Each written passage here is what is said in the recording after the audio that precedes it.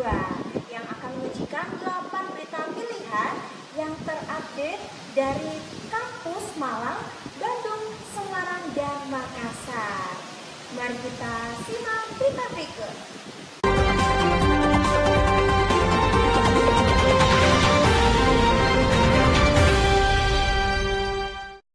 Perubahan iklim yang terus terjadi menjadi perhatian Bupati Trenggalek Muhammad Nur Arifin.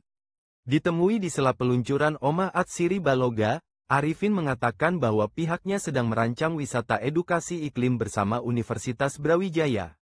Arifin menjelaskan konsep tersebut adalah Climate Adaptive Campus yang dikemas sebagai tempat wisata yang menarik dengan materi edukasi mengenai perubahan iklim. Melalui konsep ini Arifin ingin hutan dan lingkungan di Trenggalek tetap lestari dan warganya memiliki literasi yang memadai berkaitan dengan semangat menjaga lingkungan dan mencegah perubahan iklim. Untuk jadi sains teknopark kita, jadi ya ikhtiar lah, kita lihat nanti seperti apa. Tapi tadi sudah ngobrol dengan Pak Rektor, ya kita ngobrol dengan beberapa stakeholder yang ada, ya semoga nanti bisa membawa manfaat buat Trenggalek. Trenggalek potensi Ya banyak lah. Tapi kita fokusnya ke gimana nanti kita bikin satu kerjasama Climate Adaptive Campus yang di dalamnya nanti nggak hanya untuk education tapi juga rekreasional, juga bisa healing gitu ya, karena kita pengen sekuestrasi di Trenggalek atau serapan karbon kawasan hutan kita dan segala macamnya tetap terjaga bagus. Ya. Kalau dari 3 atraktivitas yang sudah ada, apakah dari yang Winside sudah terdapat? Ya dari Winsa kan kita baru selesai proses hibah tanahnya tahun ini. Terus Winsa masih menyelesaikan fakultas kedokteran akreditasi terakhir. Ya setelah itu nanti fokus untuk pembangunan kampus saintek yang ada di Trenggalek. Diharapkan Climate Adaptive Campus ini menjadi wahana yang mampu menjelaskan mengenai perubahan iklim, langkah pencegahan serta berbagai potensi yang dapat dikembangkan dengan pelestarian lingkungan. Trenggalek berkomitmen untuk menjadi pelopor dari daerah yang memiliki perhatian besar terhadap langkah pencegahan dan edukasi perubahan iklim.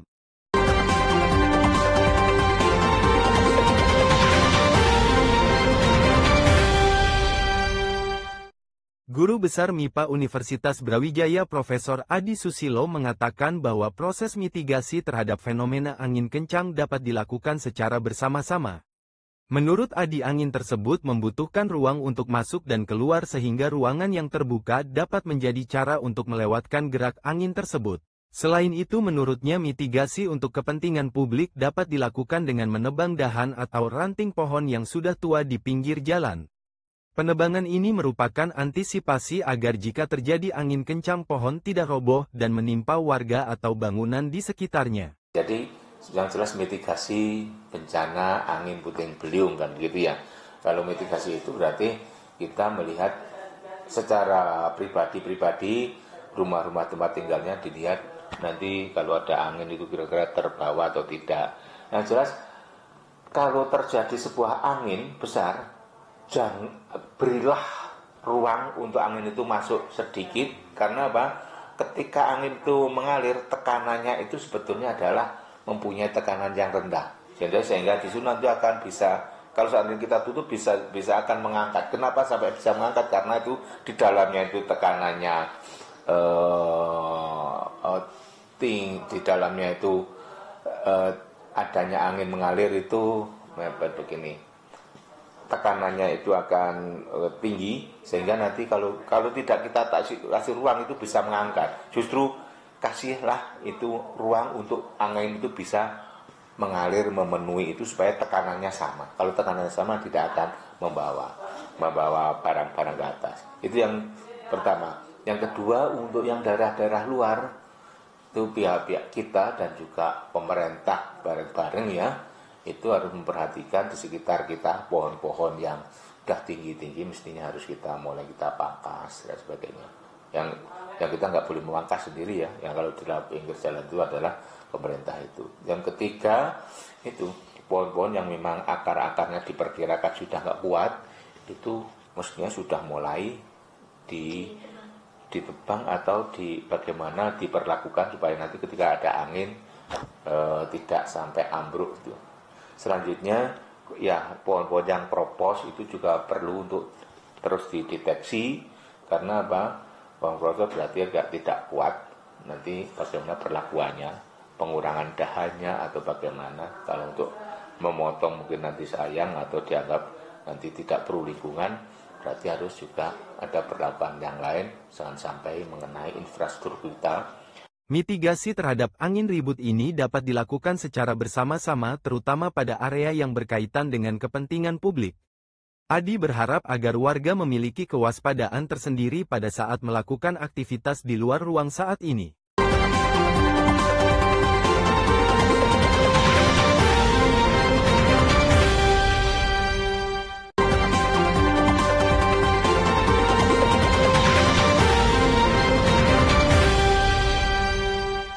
UB Media meresmikan toko barunya bernama UB Bookstore yang terletak di areal perpustakaan Universitas Brawijaya. Peresmian toko buku tersebut dihadiri oleh jajaran Direktur Badan Pengelola Usaha, pimpinan perpustakaan UB dan jajaran manajemen UB Media. Direktur Perencanaan dan Mitigasi Bisnis Badan Pengelola Usaha Profesor Sukir Marianto menyambut baik ide toko buku tersebut. Menurutnya dengan adanya toko buku di kawasan perpustakaan akan membuat kawasan perpus semakin lengkap untuk memenuhi kebutuhan pengunjungnya. Sinergi ini juga untuk memaksimalkan captive market dari pengunjung perpustakaan yang mencapai 2.500 orang setiap harinya. Ada sinergi ya terkait dengan launching UB Bookstore di perpustakaan. Ini filosofinya adalah yang pertama adalah pengembangan UB Press dan yang digabung dengan UB Media.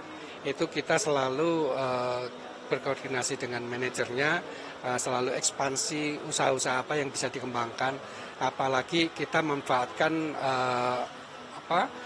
captive market yang ada di UB.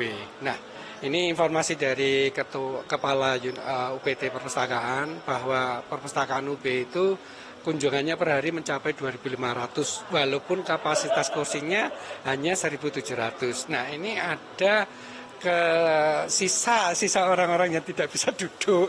Ini kalau mereka berjalan-jalan di bookstore itu kan alangkah baiknya, apalagi bisa terjaring ya. Kemudian di samping itu mengingat perkembangan teknologi yang sekarang yang lagi gencar-gencarnya dengan penggunaan AI, ada kekhawatiran penyalahgunaan AI. Ya, contohnya sudah negara-negara maju beberapa di Eropa itu sudah meminta mengembalikan semua tes itu kembali ke manual. Jadi tidak menggunakan AI lagi, bahkan ditulis tangan, dan itu adalah peluang nanti kemungkinan akan harus kembali lagi ke buku. Karena efektivitas membaca buku untuk belajar itu sampai saat ini saya kira masih lebih efektif kita belajar dengan menggunakan buku cetak sekaligus coret-coret dan sebagainya, karena kemampuan kita menghafal, mengingat dan sebagainya itu kalau kita menulis itu akan lebih dibandingkan hanya kita membaca. Sukir berharap kehadiran UB Bookstore ini akan menambah layanan yang ada di perpustakaan serta mampu menjadi toko buku yang lengkap dan menjadi rujukan pengunjung.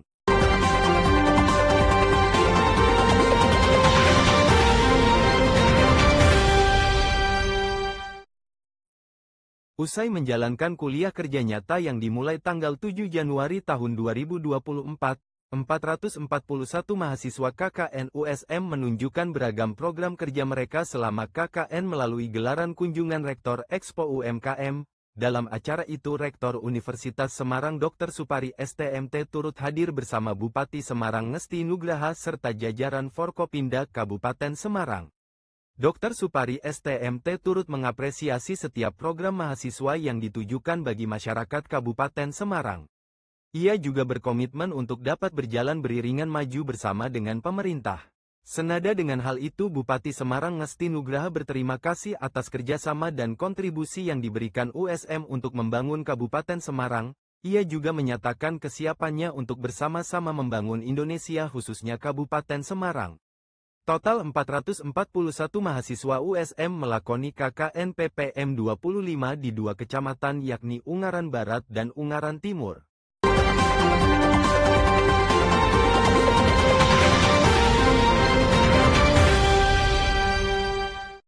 Fakultas Hukum menambahi sarana baru berupa law merchandise yang menjual berbagai produk kreatif Fakultas Hukum. Toko ini diresmikan oleh Dekan Fakultas Hukum Dr. Aan Eko Widiarto pada Senin pagi tanggal 3 Februari 2025. Toko merchandise ini terletak lokasi yang strategis di sebelah gedung Widyaloka yang terlihat dari pertigaan Fakultas Hukum, Fakultas Teknik dan Fakultas Ilmu Budaya. Dekan Fakultas Hukum menjelaskan bahwa keberadaan law merchandise ini bertujuan sebagai penunjang branding fakultas secara nasional maupun internasional. Pertama, di law merchandise yang hari ini kita resmikan internasionalisasi dan juga menganggarkan dengan produk-produk yang bertemakan ekonomi dan juga beberapa prinsip yang ekonomi ini bagi masyarakat baik nasional maupun internasional akan lebih mengenal lebih dengan baik, mereka akan sangat memahami apa itu ekonomi melalui produk. Nah, kemudian yang kedua tujuannya adalah untuk meningkatkan kesejahteraan. Dalam konteks kesejahteraan ini diharapkan nanti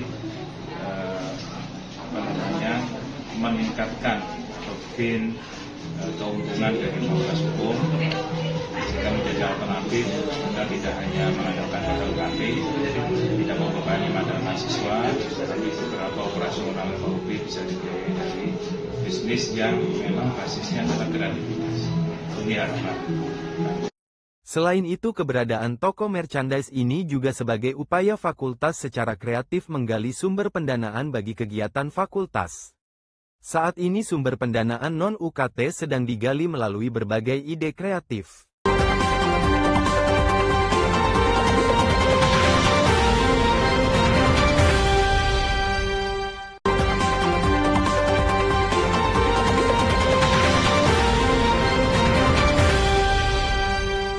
Puncak Dais Natalis ke-29 Fakultas Ilmu Kelautan dan Perikanan Universitas Hasanuddin berlangsung di lantai 2 gedung FIKP Unhas, Rabu tanggal 31 Januari tahun 2025. Rektor Universitas Hasanuddin yang juga Guru Besar Ilmu Kelautan, Profesor Dr. Insinyur Jamaluddin Jompa MSc, hadir dalam perayaan ini. Menurut Profesor Jamaluddin Jompa, Fakultas Ilmu Kelautan dan Perikanan terus menunjukkan prestasi di berbagai indikator akademik. Ia pun berharap FIKP Unhas dapat menjadi contoh bagi fakultas lain dalam pengembangan bidang kemaritiman. FIKP tentu adalah salah satu fakultas yang sangat produktif dalam berbagai indikator, sehingga pada hari ini saya pun meminta sebagai keluarga besar FIKP yang juga mantan dekan FIKP, saya minta FIKP untuk terus berada di papan atas dalam konteks berbagai indikator baik yang diminta oleh Universitas Unhas dalam hal ini maupun indeks-indeks global lainnya. Kami juga mensupport berbagai upaya yang dilakukan oleh Pak Dekan dan tentu didukung oleh Senat di dalam berbagai program-program strategis lainnya yang sudah berkembang saat ini, termasuk banyak sekali program-program kerjasama dan konsorsium internasional. Sementara itu, Ketua Panitia Dais Natalis ke-29 FIKP, Andi Haerul Kel MSI, menekankan pentingnya inovasi dalam dunia kelautan dan perikanan. Ia berharap perayaan ini dapat memotivasi para dosen dan mahasiswa untuk terus berinovasi demi memperkuat daya saing FIKP di tingkat global. Di momen ini juga kita memberikan penghargaan kepada tenaga kependidikan dan dosen yang sudah purna bakti selama tahun 2024. Dan kita juga memberikan penghargaan bagi tenaga kependidikan dan dosen yang berprestasi. Dekan FIKP, Profesor Safruddin SPMP, PhD, yang mendampingi Rektor dan Sekretaris Senat Unhas, menegaskan jika momen Dais Natalis ke-29 ini menjadi refleksi atas transformasi yang telah dicapai oleh fakultas. Ia optimistis bahwa FIKP Unhas mampu menjadi world-class faculty dengan berbagai target besar yang telah dicanangkan. Dais Natalis ke-29 ini adalah momentum bagi kami untuk berbenah. Di acara tadi kami sudah tunjukkan berbagai prestasi yang kami dapat di 2024. kalau misalnya merujuk pada indikator kinerja kontrak kerja dekan dengan rektor, kami di tahun 2024 ini berada di urutan keempat di antara beberapa fakultas yang ada di Universitas Hasanuddin. Dan kami juga sudah punya kolaborasi untuk tahun 2025, bukan hanya kolaborasi internasional untuk mensukseskan ekonomi biru Indonesia, tetapi kami juga punya kolaborasi internasional. Kami yakin dan percaya bahwa ke depan FIKP Unhas bukan hanya berharap dari anggaran yang ada dari Unhas, tetapi sudah mulai kelihatan bahwa anggaran untuk memajukan FIKP juga berasal dari kolaborasi yang kami lakukan baik secara nasional maupun internasional. Profesor Syafruddin menambahkan, perayaan Dies Natalis ke-29 FIKP Unhas tidak hanya menjadi ajang refleksi, tetapi juga dorongan bagi seluruh sivitas akademika untuk terus berinovasi dan berkontribusi dalam pengembangan sektor kelautan dan perikanan Indonesia. FIKP Unhas juga berkomitmen untuk semakin unggul dan berdaya saing di tingkat nasional maupun internasional, dengan semangat kebersamaan. Andi Putri Najwah, Andi Muhammad Syafrizal, Unhas TV.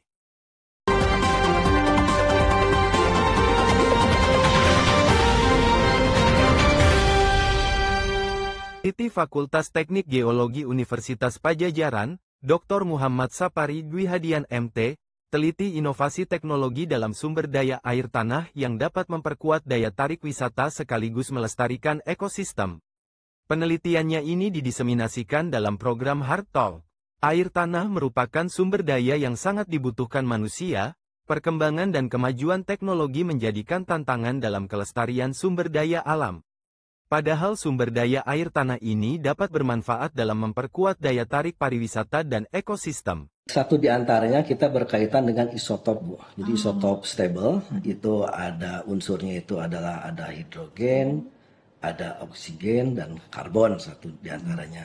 Nah, hal ini adalah untuk memonitoring dari mulai curah hujan, mata air, air permukaan sampai ke laut misalnya seperti itu, sehingga kita bisa melihat evolusi air tanah yang ada di bumi itu bisa kita lihat dari mulai gunung sampai ke pantai. Nah, terus kemudian berkaitan dengan konservasi yang ada di khususnya di gunung api. Jadi ada beberapa penelitian yang sudah kita lakukan adalah melihat perjalanan air dari mulai curah hujan, kemudian jatuh ke hulu gunung sampai ke hilirnya, sehingga kita bisa melihat perjalanan air seperti apa, dan itu manfaatnya itu banyak sekali kita gunakan. Jadi satu diantaranya adalah untuk kebutuhan industri, kemudian untuk pariwisata, untuk perencanaan dan seterusnya. Jadi banyak hal yang itu bisa kita manfaatkan untuk kegiatan tersebut. Dengan bantuan teknologi, identitas, kualitas dan potensi air dapat digunakan secara bijak ke depannya.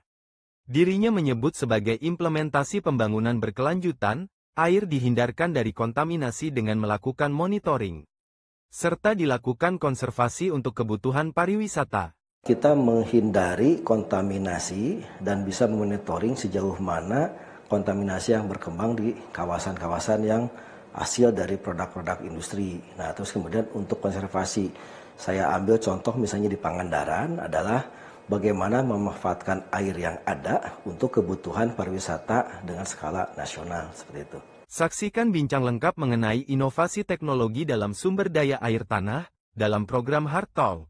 Dari Jatinangor, Sumedang, tim liputan Divia Unpad TV melaporkan untuk UBTV.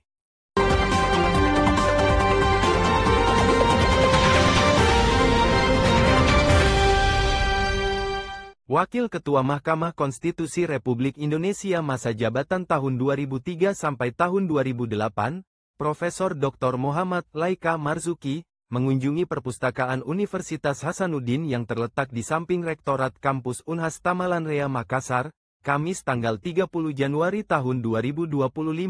Dalam kunjungannya itu, Laika Marzuki didampingi oleh Rektor Unhas Profesor Dr. Insinyur Jamaluddin Jompa MSc beserta sejumlah pimpinan universitas.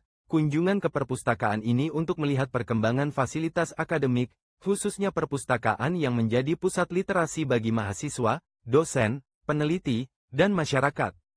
Selain itu, Laika Marzuki juga akan menghibahkan sejumlah koleksi bukunya yang hampir mencapai 1000 jenis buku.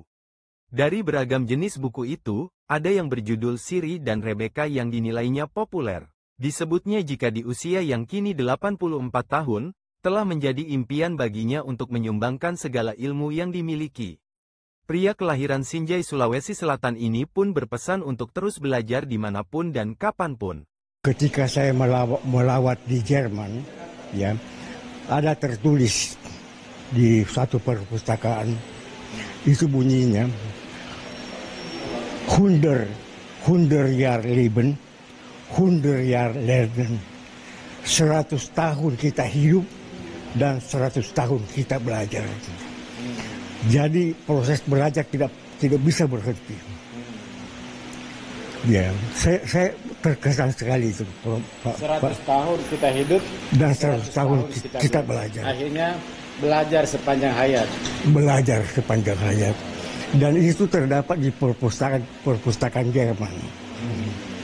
Nah, ketika saya berada di ruangan ini mengilhami saya agar setiap yang masuk ke perpustakaan ini berlangsung terus proses belajar membaca. Jadi saya terharu dan insya Allah di sisa-sisa hidup saya di usia 84 tahun ini, saya mencita-citakan agar segala apa yang ada pada saya itu saya sumbangkan. Ya, terima kasih. Laika Marzuki berpesan agar para tokoh hukum di dalam menjalankan tugasnya hanya berharap kepada ridho Allah. Ia pun menyempatkan diri untuk berbagi ilmu dan pengalamannya hakim Mahkamah Konstitusi. Sementara itu, Rektor Unhas menyebut bangga dan haru atas kehadiran tokoh hukum nasional di Unhas. Prof. Jamaluddin pun berharap sosok Laika Marzuki bisa menjadi inspirasi anak muda. Doakan Prof. Laika sehat selalu, Prof. Panjang umur serta tetap mulia, bukan hanya untuk keluarga, tapi juga untuk Unhas, untuk Indonesia dan untuk dunia.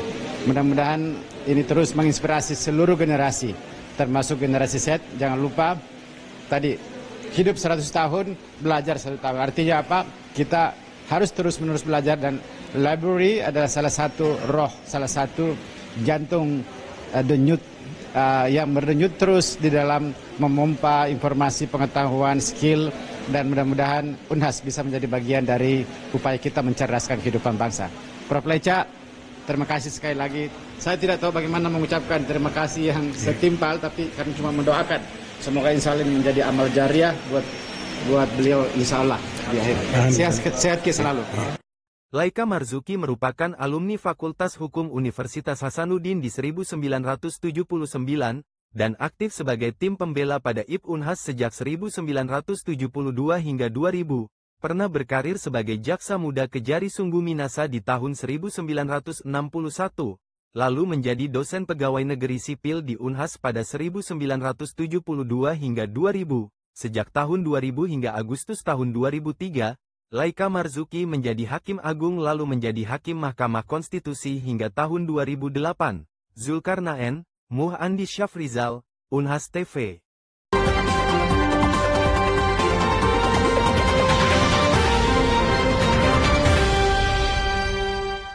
Gimana nih Sobat UBTV, beritanya menarik sekali kan? Semoga beritanya bisa bermanfaat untuk seluruh Sobat UBTV di rumah.